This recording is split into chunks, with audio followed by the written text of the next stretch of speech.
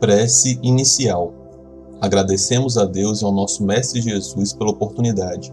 Pedimos para que Deus ilumine a todos os encarnados e desencarnados que irão participar desse estudo do Evangelho. Que os nossos amigos do plano superior possam nos acompanhar e instruir nesse estudo. Que a vibração do nosso Mestre Jesus possa ser sentida por todos que estão agora participando. Que assim seja. Trecho do Evangelho segundo o Espiritismo, capítulo 16, Servir a Deus e a Mamon, Instruções dos Espíritos, Desprendimento dos bens terrenos.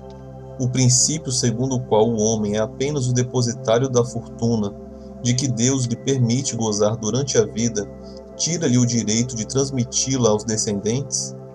O homem pode perfeitamente transmitir, ao morrer, os bens de que gozou durante a vida, porque a execução desse direito está sempre subordinada à vontade de Deus, que pode, quando o quiser, impedir que os descendentes venham a gozá-los.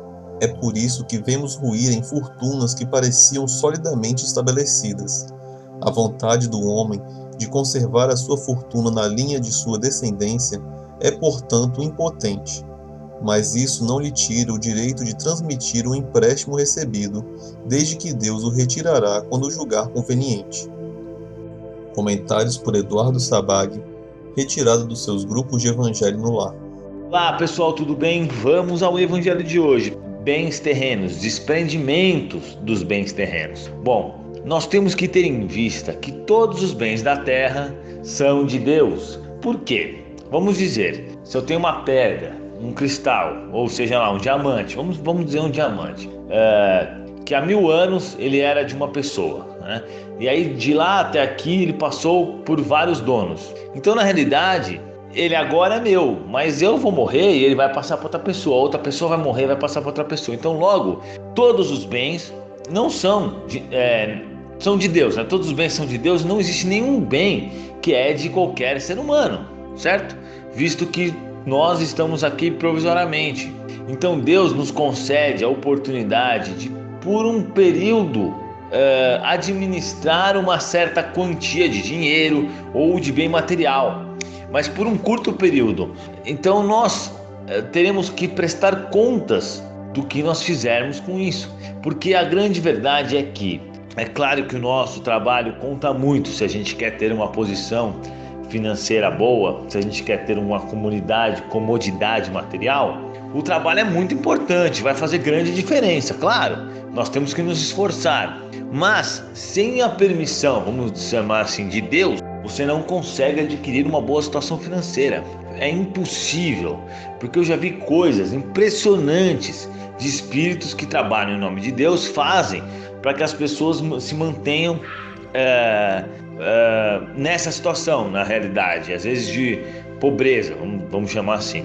Então nós sabemos disso porque nós temos, todo mundo aqui conhece alguém que é super inteligente, super esforçado, faz tudo direito, mas não consegue sair de uma situação complicada, financeiramente falando.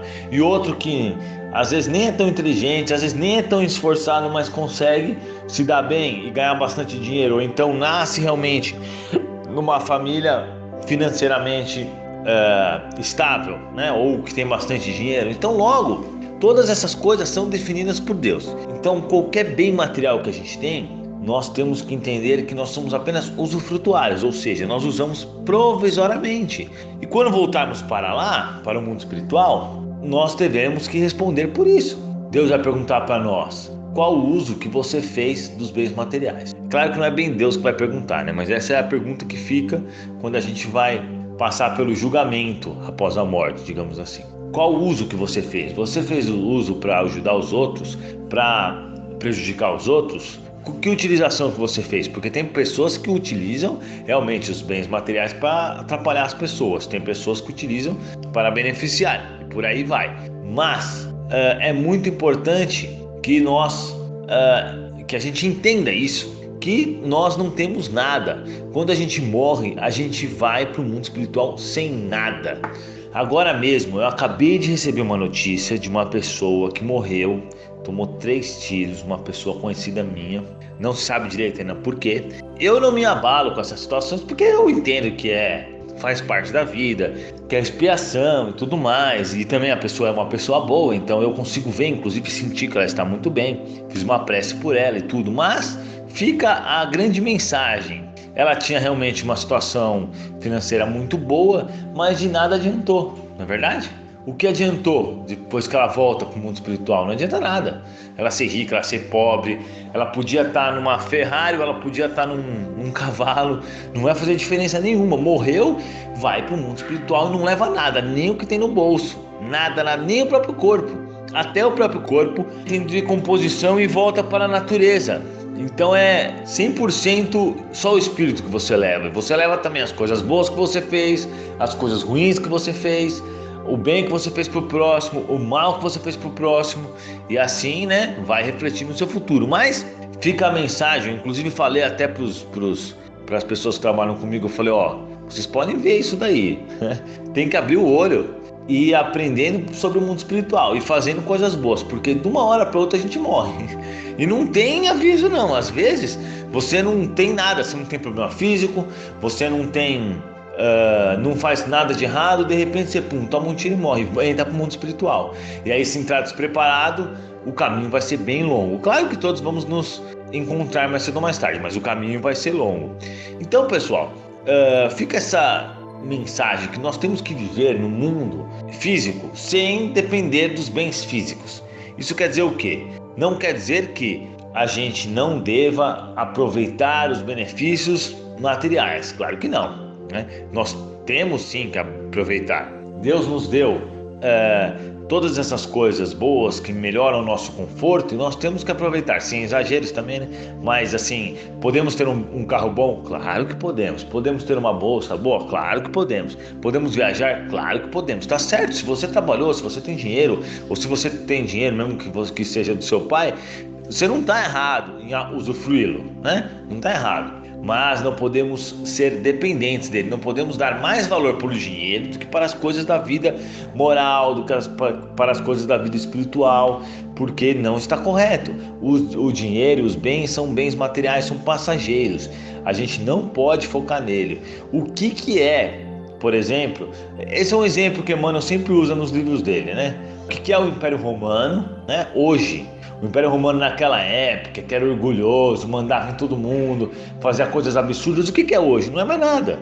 Então você vê, por mais orgulhosos que eles eram naquela época, por mais dominadores que eles eram naquela época, o que restou deles hoje? Não restou nada. Eles já se foram. Então, todas essas coisas materiais, elas são passageiras. Elas não fazem parte da vida do espírito. O que fica realmente é a vida espiritual. Então, as coisas que as pessoas do Império Romano fizeram de bom e de ruim, até hoje está refletindo no espírito deles.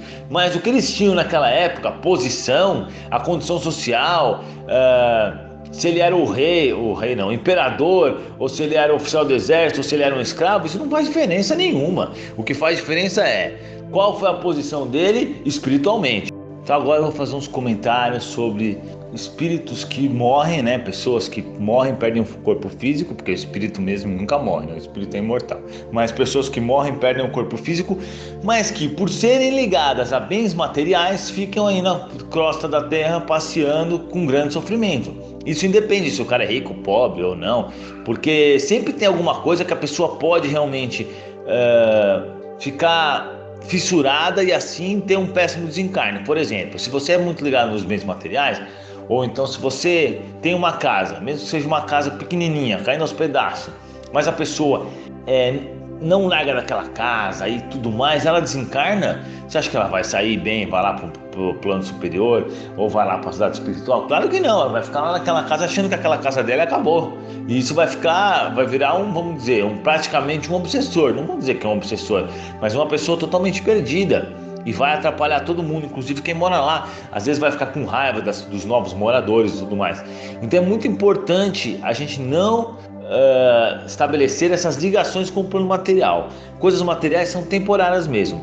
E, por exemplo, as pessoas sempre me perguntam, né? Mas Eduardo, no meu centro espírita tem um preto velho e tal. Então eu vou começar a falar que preto velho não é coisa de espiritismo. Se tem um preto velho, não é espírita, não é espiritismo. Então, procure outro centro, porque eu não tenho nada contra Preto Velho, não tenho nada contra, mas não é do espiritismo. Porque o espiritismo nos explica o quê?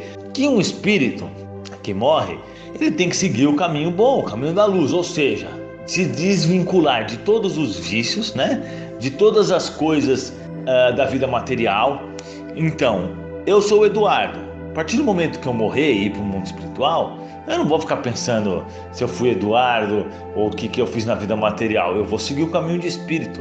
Tem espíritos por aí, que é o caso de alguns preto velhos. Eu sei que tem outros espíritos também, preto velho, índio. Eu não tenho nada contra, tá? Eu estou comentando as experiências que eu tive.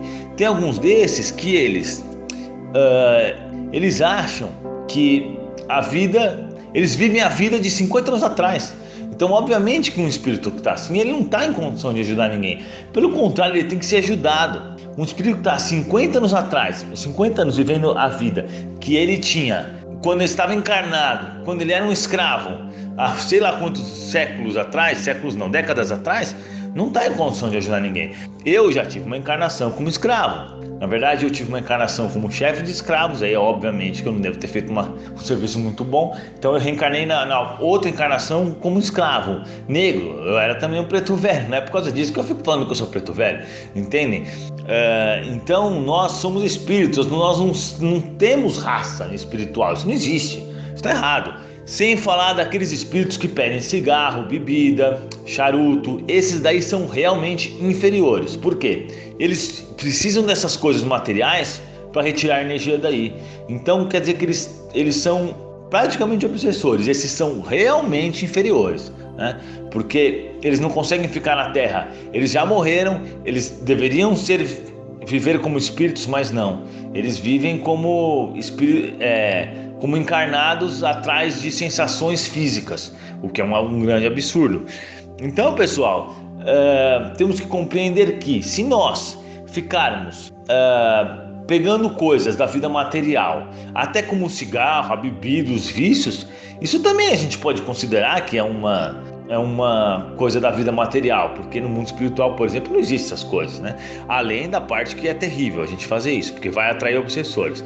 Todas essas coisas nós temos que nos livrar e pensar como um espírito, o espírito imortal que nós somos, e nós dando a continuidade à nossa vida. A encarnação é só um grão de areia numa praia gigantesca, menos que isso, né? Porque nossa existência é eterna. Então, hoje eu sou Eduardo, desencarno, volto, amanhã eu sou João, desencarno, volto, depois eu sou Paulo, e por aí vai. Os espíritos evoluídos, eles são apenas espíritos, eles não estão atrelados ao nome X, ao nome Y, não é verdade? Então é isso, pessoal. Obrigado, espero que vocês tenham gostado do nosso evangelho. Coloquem suas dúvidas aí abaixo e nós responderemos. Muito obrigado, que assim seja. Vibrações. De olhos fechados, vibremos em harmonia por muito amor, paz e equilíbrio para toda a humanidade, pela implantação do Evangelho em todos os lares, pelo equilíbrio e paz de todas as famílias, pelo perdão e concórdia dos que sintetizam conosco, visualizando a união e a amizade mútuas, pela cura e sustentação dos familiares e amigos, pelos presentes na reunião, pelos familiares e amigos desencarnados, pelo lar onde está sendo feito o Evangelho.